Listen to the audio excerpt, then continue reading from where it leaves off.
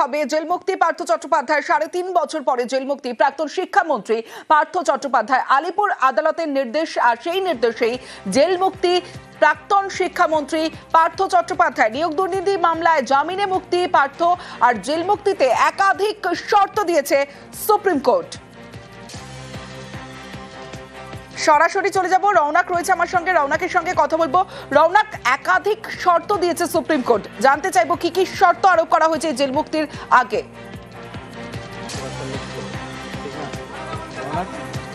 দেখো, একেবারে ৯০,০০০ টাকার বন্ডের বিনিময়ে জামিন মঞ্জুর করা হয়েছিল সুপ্রিম কোর্ট থেকে পার্থ চট্টোপাধ্যায়ের, এবং যে শর্ত দেওয়া হয়েছিল যতক্ষণ না পর্যন্ত এই ট্রায়াল কমপ্লিট হচ্ছে, অর্থাৎ সাক্ষ্যগ্রহণ প্রক্রিয়া সম্পন্ন হচ্ছে, ততক্ষণ পর্যন্ত পার্থ চট্টোপাধ্যায় জেল মুক্তি হবে না। সেই মতোই আজ যে ৮ম জনের সাক্ষ্যগ্রহণ প্রক্রিয়া তা সম্পন্ন হয়েছিল, তারপরই পার্থ চট্টোপাধ্যায় আইনজীবীর তরফ থেকে রিলিজ অর্ডারের জন্য সিবিআইয়ের এই বিশেষ আদালতে আবেদন করা হয়, এবং সেই মতোই সেই রিলিজ অর্ডারের যে নির্দেশ তা ইতিমধ্যে সিবিআই বিশেষ আদালত থেকে দিয়ে দেওয়া হয়েছে। ইতিমধ্যে সেই অর্ডার কপি গেছে সিজিএম কোর্টে, সেখান থেকে অর্ডার কপি রিসিভ হয়ে দেওয়া হবে প্রেসিডেন্সি জেলে, এবং সেই প্রেসিডেন্সি জেলে থেকেই যে কপিটি তা যাবে যেখানে পার্থ চট্টোপাধ্যায় যে হাসপাতালে চিকিৎসাধীন রয়েছে, এবং সেখানে হাসপাতাল কর্তৃপক্ষের পরামর্শ মতোই কিন্তু পার্থ চট্টোপাধ্যায়কে ছাড়া হবে। অর্থাৎ যে আইনি জটিলতা ছিল এই গ্রুপ সি মামলা, নবম, দশম এবং একাদশ, দ্বাদশ মামলায় যে জামিন আগেই মঞ্জুর হয়েছিল, কিন্তু এই শর্ত সাপেক্ষের ক্ষেত্রেই কিন্তু তার যে জেল মুক্তির যে বিষয়টি আটকে ছিল। বিশেষত একাধিক বিষয় সামনে এসেছিল, এবং যে ৮ জন সাক্ষী তাকে পার্থ চট্টোপাধ্যায়ের আইনজীবীর তরফ থেকেও কাউন্টার এক্সামিনেশন করা হয়। কাউন্টার এক্সামিন পার্থ চট্টোপাধ্যায়ের আইনজীবীর তরফ থেকে আগেই করে দেওয়া হয়েছিল, এবং যেহেতু সুপ্রিম কোর্টের নির্দেশ মতোই জামিন মঞ্জুর করা হয়েছিল, এবং যে বন্ডের টাকা যেমনটা তার আইনজীবী জানিয়েছিলেন তারা আগেই কিন্তু জমা করে দিয়েছিলেন, সেক্ষেত্রে আজকে যে জেল মুক্তির নির্দেশ তা ইতিমধ্যে সিবিআই বিশেষ আদালত থেকে অর্ডার পাশ করে দেওয়া হয়েছে। ইতিমধ্যে সেই অর্ডার কপি সিজিএম আদালত সেখানে গিয়ে পৌঁছেছে, এবং সেখান থেকে তার কপি নিয়ে যাওয়া হয় প্রেসিডেন্সি সংশোধনাগারে, এবং সেখান থেকে জেলার বিষয়টি দেখে সেখানে সই করলেই তা কিন্তু যেখানে পার্থ চট্টোপাধ্যায় চিকিৎসাধীন রয়েছে সেই হাসপাতালে নিয়ে যাওয়া হবে। কার্যত বলা যেতে পারে পার্থ চট্টোপাধ্যায় ৩.৫ বছর পর জেল থেকে বেরিয়ে আসা এখন শুধু সময়েরই অপেক্ষা। যে আইনি জটিলতা এখানে সৃষ্টি হয়েছিল, বা যে আইনি জটিলতার কারণে পার্থ চট্টোপাধ্যায় জেলে আটকে ছিলেন, সেই জটিলতা কার্যত অবসান, এবং যেভাবে নিয়োগ দুর্নীতি মামলায় তার নাম জড়িয়েছিল, একের পর এক মামলা, সিবিআই এর মামলা থেকে শুরু করে ইডির মামলা পার্থ চট্টোপাধ্যায়ের ওপর ছিল, সেক্ষেত্রে এই যে 5টি মামলা সেখানেই সাক্ষ্যদেরকে তিনি প্রভাবিত করতে পারেন, তিনি অত্যন্ত প্রভাবশালী, এই একটা বিষয় কিন্তু সিবিআইয়ের তরফ থেকে আদালতে পেশ করা হয়েছিল, এবং তারপরই সুপ্রিম কোর্ট যখন জামিন তার মঞ্জুর করে সেখানে কিন্তু এই শর্তটি রাখা হয়েছিল যে যতক্ষণ পর্যন্ত আদালতে এই ট্রায়াল চলছে, ৮ জনের সাক্ষ্যগ্রহণ প্রক্রিয়া চলছে, ততক্ষণ পর্যন্ত পার্থ চট্টোপাধ্যায় জেল মুক্তি করা যাবে না। এবং আজকে সেই সাক্ষ্যগ্রহণ শেষে এবার জেল মুক্তির নির্দেশ দেওয়া হয়েছে আদালতের তরফে। দেখুন, ওনাকে এটুকুই বলবো যে আর রাজনৈতিক ক্ষেত্রে ওনার থাকা উচিত হবে না। যেভাবে উনি বাংলার মান সম্মান ডুবিয়েছেন, পশ্চিমবঙ্গের শিক্ষামন্ত্রী হয়ে জেলের ভেতরে এতদিন বাস করলেন, এবার সংসার করুন, ভালো করে সংসারের জীবন পালন করুন। এর সঙ্গে আমাদের কোনো মন্তব্য নেই এই বিষয়টা, কারণ এটা সম্পূর্ণ আইনের বিষয়। যদি সংশ্লিষ্ট ব্যক্তি কোর্টে জামিনের আবেদন করে থাকেন এবং কোর্ট যদি কোনো শর্তে জামিন দিয়ে থাকেন এবং সেই শর্ত যদি পূরণ হয়, তাহলে তিনি আইন মতোই জামিন পাবেন। এই নিয়ে রাজনীতিতে কোনো মন্তব্য করতে যাব না।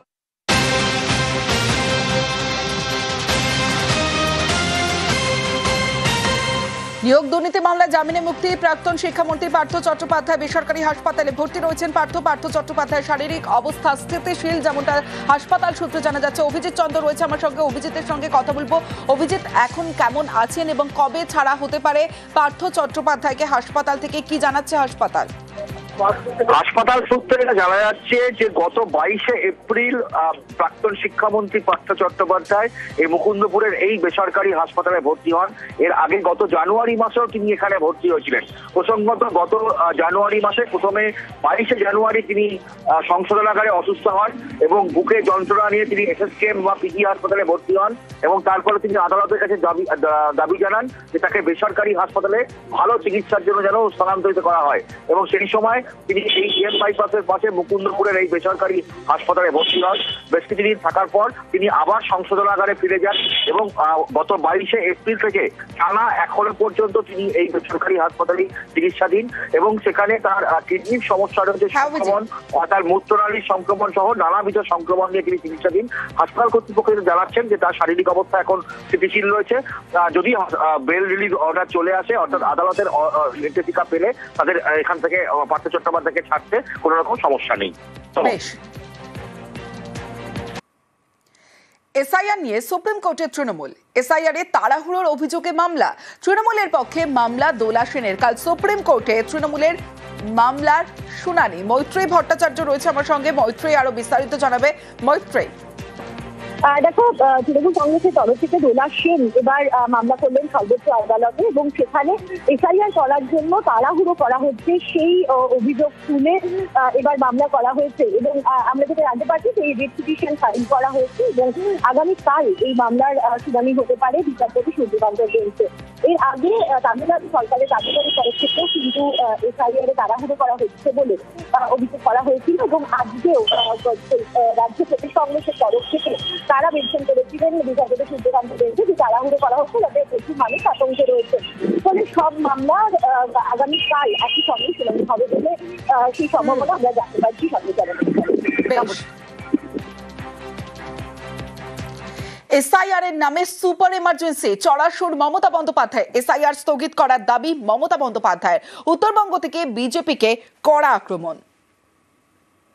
আমি মনে করি ইলেকশন বাউন্ড স্টেটে এটা 2 মাসে হওয়া সম্ভব না। কেন? আপনাদের আমি ডেটটা বলে দিচ্ছি।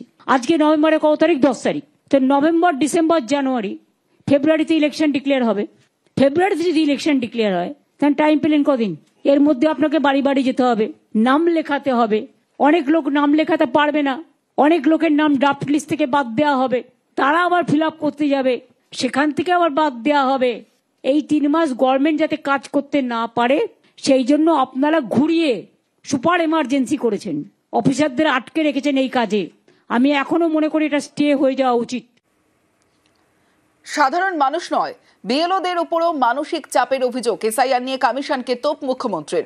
বিজেপিকেও আক্রমণ করেছেন মমতা বন্দ্যোপাধ্যায়।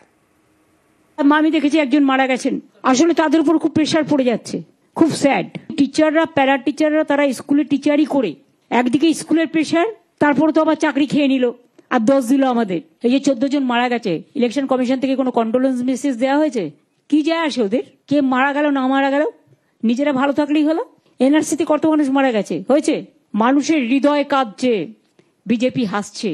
আগামী দিন এমন আসবে, আপনারা কাঁদবেন, মানুষ আসবেন।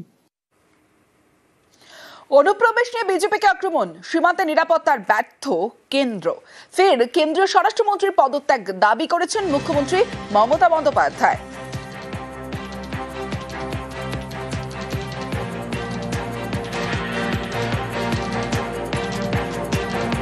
তুমি বলছো রোহিঙ্গা বাংলাদেশি আসে, বিহারেও বলছে খুশবৈঠিয়া।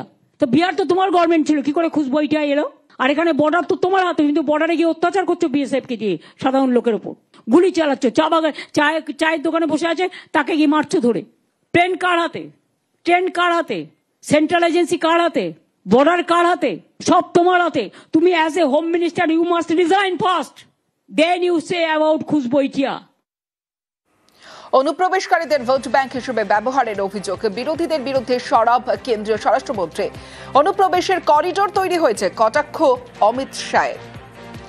भाइयों बहनों, उन्होंने घुसपैठियों को अपनी वोट बैंक बनाया है। हमें नहीं चाहिए घुसपैठिए के वोट, हम तो सासाराम के युवाओं के वोट से, हमारी जीविका दीदी के वोट से जीतने आए। भाइयों बहनों, उन्होंने घुसपैठिया कॉरिडोर बनाना चाहते हैं और नरेंद्र मोदी जी इंडस्ट्रियल कॉरिडोर बनाना चाहते हैं, इंडस्ट्रियल कॉरिडोर बनाना। এসআইআর ফর্ম ফিল আপে বিজেপির বাধা, পঞ্চায়েত সদস্যের অনুমতি ছাড়া ফর্ম ফিল আপ নয়, বিজেপির পঞ্চায়েত সদস্যের ফতোয়া। দত্তপুকুরের চালতাবেড়িয়ার লোকনাথ পল্লীতে উত্তেজনা, তৃণমূলের এসআইআর সহায়তা কেন্দ্রে বাধা দেওয়ার অভিযোগ, প্রতিবাদ করায় চড়াও হওয়ার অভিযোগ।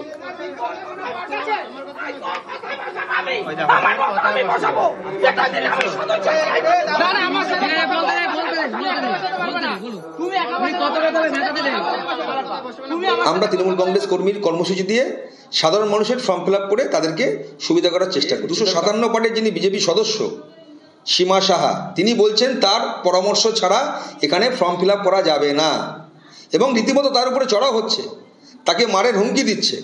তারপরে যখন গ্রামবাসীরা প্রতিবাদ করেছে তখন উনি বিভিন্ন রকম প্রশ্ন করছে। বিজেপি তার পঞ্চায়েত বুথ বলে সে সাধারণ মানুষকে যা ইচ্ছা তাই করবে, ফর্মটা ফিল আপ করতে দেবে না, এটা তো ঠিক নয়। একজনে এখানে এসে যে আমার পার্টের আগের সাসপেন্ডেড বিএলও, সে এসে এখানে ফর্ম ফিল আপ করেছিল। লোকেদের ভুল বোঝাচ্ছিল যে আমরা পঞ্চায়েত থেকে এসেছি, পঞ্চায়েতের নিয়োগ প্রাপ্ত, আমার ওখানটাই আপত্তি ছিল। বর্তমানে তৃণমূল দল আর পঞ্চায়েত প্রশাসন বলতে তো আলাদা বলতে কিছু নেই, সব মিলেমিশে একাকার, যাই তৃণমূল দল তাই প্রশাসন সদস্য। সেখানে আমার এলাকাবাসীর তো বোঝা উচিত যে পঞ্চায়েত থেকে পাঠানো আর তৃণমূল দল থেকে বসা সম্পূর্ণ আলাদা জিনিস। এটাই